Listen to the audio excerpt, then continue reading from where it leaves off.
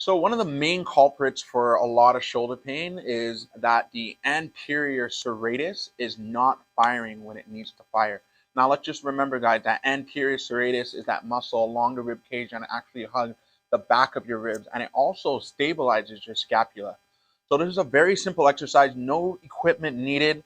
What you're gonna do, you're gonna place yourself on the ground. I like to bend my knee just to make sure that, again, my pelvis and my rib cage are stacked.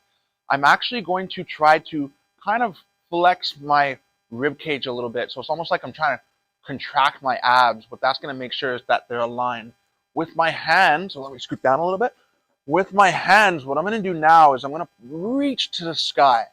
Now, as I'm reaching to the sky, I want you to keep that constant tension of reaching towards the sky. We're going to practice shoulder flexion. So again, I'm reaching to the sky. I'm continuing that. Now, again, remember, I'm also stacking the ribs, meaning I'm driving my lower back into the ground and I'm keeping that tension. I'm reaching to the sky and I'm continuing that movement all the way down. And you're going to feel a nice little contraction of that anterior serratus. Even your core might be activated. And you're going to go as far as you can, and you're going to continue that movement all the way back up. Now, again, guys, go to your limit, right? So, for example, if you start feeling shoulder pain right around here, stop there. No need to bypass that pain. That's not the purpose of the exercise. Stop right there and go back. What you're going to notice is as you continue to do this is that you're going to get a little lower every single time. Okay, I like to do these, and again, I like to exhale as well as I'm going down. So here, take a deep breath in.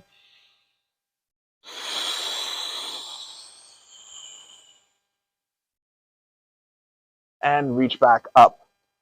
All right, give these a go. Now, again, I always like to do these exercises depending on where my shoulder is at. I tend to do about 6 to 8 reps.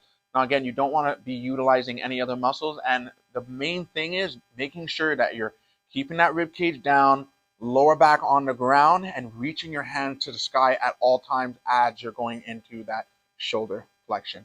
All right, give that a